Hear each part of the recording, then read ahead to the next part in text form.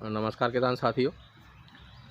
मधुमक्खी पालन की अगर बात करें तो आपने अधिकतर जो वीडियोस देखे होंगे, आपने देखा होगा कि एक अच्छा व्यवसाय है जिसके साथ आप अपनी खेती किसानी के साथ में भी एक अच्छी आय अर्जित कर सकते हैं। और इस आय के पीछे जो मधुमक्खी पालक होते हैं उन्हें किस तरह की मेहनत करते हैं, किस तरह की कठिनाइयों का सामना करते हैं, उनके साथ किस तरह की चुनौतियाँ रहती हैं, इसके बारे में बहुत कम लोग जानते हैं या बहुत कम लोगों को जानकारी है, या अधिकतर लोग इसके बारे में बात ही नहीं करते, बताते ही नहीं हैं।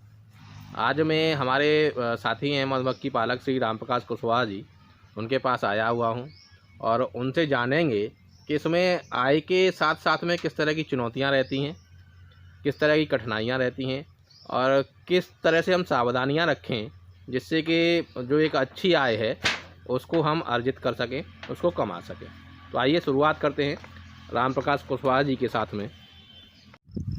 रामप्रकाश जी, पहले तो हम ये जानना चाहेंगे आपसे कि आप कितने समय से ये मधुपालन कर रहे हैं और आपको अभी तक यह व्यवसाय कैसा लगा? सभी दोस्तों के लिए नमस्कार। मैं रामप्रकाश कुशवाहा और मैं ये बिजनेस आपके मार्च से मैंने ये शुरू किया है और अभी तक एकदम बढ़िया है, कोई दिक्कत नहीं है। लेकिन कभी कभी जब दिक्कतें आती हैं वो मई और जून के महीने में बहुत बड़ी दिक्कतें आती हैं। कभी कभी पूरे पूरे बॉक्स खाली होकर के चले जाते हैं, जैसे माइट वगैरह भी आ जाती है कभी कभी जुलाई के महीने में। तो जब भी एक दो बॉक्स खाली हो जाते हैं ये दिक्कतें आती हैं। पिछले 5-6 दिनों से मौसम काफ़ी ज़्यादा ख़राब है, कोहरा भी है, बादल भी हैं और पिछले 1-2 दिन से रुक रुक कर बारिश भी हो रही है। तो ऐसे समय में, ऐसे मौसम में हमें क्या सावधानियां बरतनी चाहिए? जैसे अब मान लीजिए नेट के द्वारा हम लोग देख लेते हैं कि मौसम कब ख़राब हो रहा है और कब सही है। तो हम लोगों को जैसे जानकारी मिली कि 4-5 दिन ये मौसम ख़राब रहेगा, 7, 8, 9 तारीख को। तो हमारा शहद निकलना था जस्ट ये मौसम ख़राब होने से एक दिन पहले। तो जब हमें जानकारी मिली कि ये मौसम ख़राब होने वाला है तो हम लोगों ने इसका शहद नहीं निकाला, क्योंकि इसकी गर्मी से एक तो इसके अंदर हीट रहेगी शहद से और इस मक्खी को कोई दिक्कत नहीं होगी। और ऐसे मौसम में हम लोगों को सल्फ़र के अलावा कभी कभी एसिड का भी ध्यान रखना चाहिए, क्योंकि जो भी रोग और दिक्कतें आती हैं वो इसी मौसम में आती है, ऐसे ही मौसम में आती है। इस मौसम में क्या रोग आ सकते हैं या क्या समस्याएं आ सकती हैं?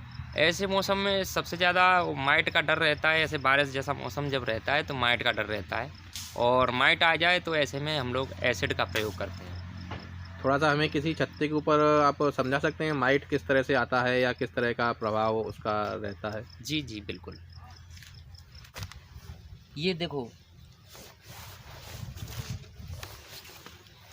ये देखिए, जैसे हम लोग आराम से आसानी से पता लगा सकते हैं। ये जो बन रहा है ना, ये इस तरह से ये ही माइट की पहचान है। इस तरह से ये माइट आता है और समय समय पर हम लोग इसको अगर छत्ते को खाली करके धूप दिखा दें तो ये दिक्कत नहीं आएगी। ऐसे मौसम में ये दिक्कत रहती है। जो सर्दियों का या नमी का मौसम रहता है जी, उस समय इस तरह से ये दिक्कत आती है। माइट रहता है। जी, जरा एक बार फिर से दिखाएंगे? हाँ बिल्कुल बिल्कुल।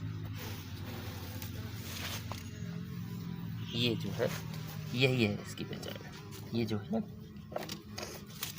ये माइट है। इसके लिए आप फिर किस दवाओं का प्रयोग करते हैं? इसमें हम लोग एसिड लगाएंगे आज शाम को। ये है एसिड है, ये फॉर्मिक एसिड। जी फॉर्मिक एसिड है। इस तरह से लेते हैं और एक हम लकड़ी का फुरपति बनाते हैं, जैसे हाहा जिसे बोलते हैं। जी जी। तो इसमें जो कॉटन लगा के हाँ, और ऐसे बोरो और इस तरह से लगा देते हैं तो इसकी जो गंध है वो हाँ, गंध पूरे में घूम जाती है और उस गंध की वजह से ना कोई रोग आता है। और जैसे माइट वगैरह अगर होती भी है तो वो सब खत्म हो जाती है इस एसिड से। और सल्फर को आप किसके लिए प्रयोग करते हैं? सल्फर को हीट बनाने के लिए सर्दियों में।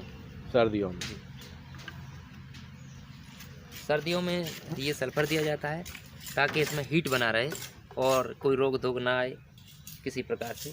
और सल्फर को शाम के समय में दिया जाता है, जिससे मक्खी अपने घर में अंदर जब आती है शाम को पूरी, तो उसके पैरों से लग लग के पूरे छत्ते में, पूरी पेटी में फैल जाए। इस अभी ये कुछ चींटियां दिख रही हैं मुझे इसके ऊपर। जी, इन चींटियों से कुछ नुकसान रहता है, कुछ हानि पहुंचती है मक्खियों को क्या? नहीं, चींटी से कुछ हानि नहीं पहुंचेगी। बारिश का मौसम है तो बारिश में ये छाया मिली इनको, तो इसलिए यहाँ बैठ गई हैं और इसकी ये हीट रहती है मक्खियों की। आप हाथ रख के देखेंगे तो देखेंगे आप कि जैसे हम हीट है, हाँ, बाकी रहती की है। अपेक्षा गर्म है। हीट रहती है तो इसलिए ये लोग बैठ जाते हैं, मक्खी बैठ जाती है, चुईया बैठ जाती है, इनसे हमें कोई नुकसान नहीं है। अगर बड़ा चीटा रहता है, वो भी गर्मियों में जो बड़ा वाला चीटा होता है, उससे नुकसान हो सकता है मक्खी को, तो वो हम देखते रहते हैं। 2 4 6 8 9, इसमें भी 9 हैं। हालांकि हमें इसमें ऐसे ही कुछ पेटियां हैं, हम 8 ही रखते हैं, क्योंकि अब देखो इसमें गुंजाइश बची नहीं है जी, ये काफ़ी हाँ भरा हुआ, यहाँ इसमें बिल्कुल भी आपको स्पेस है ही नहीं। गैप देखने को स्पेस नहीं मिलेगा। जी।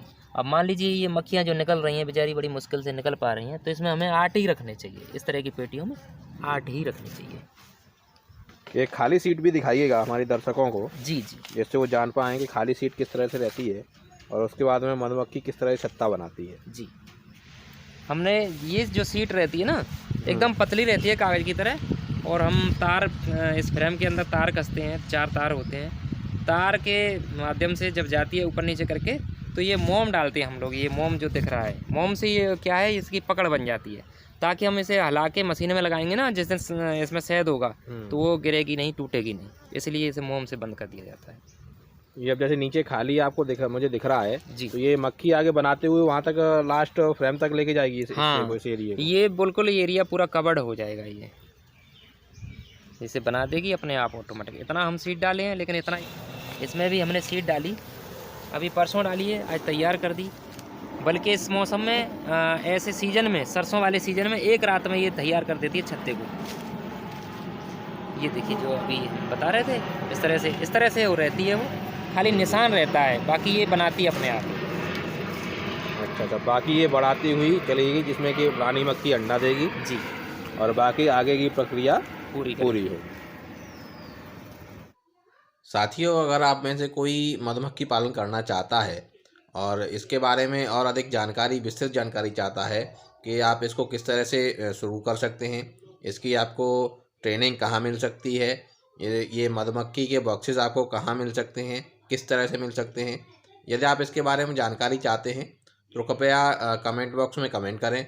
तो हम आपको अगली बार एक विस्तृत वीडियो इसके बारे में कि आप कहाँ से इसका प्रशिक्षण लें, किस तरह से बॉक्स खरीदें, किन किन कौन कौन से इसमें रोग आते हैं, उन रोगों की किस तरह से आप देखभाल करें, उनका किस तरह से समाधान करें, शहद को कहाँ बेचें और आपको एक पेटी से कितना शहद प्राप्त होगा, या फिर आप अपना व्यवसाय यहाँ पर किस तरह से शुरुआत कर सकते हैं, इसके बारे में हम आपको विस्तृत वीडियो बनाकर उपलब्ध करा देंगे। तो अगर आप ऐसा चाहते हैं तो नीचे इसके आप कमेंट करिए और हम आपको अगली बार इसके बारे में विस्तृत जानकारी और अधिक देंगे। तब तक के लिए धन्यवाद, नमस्कार।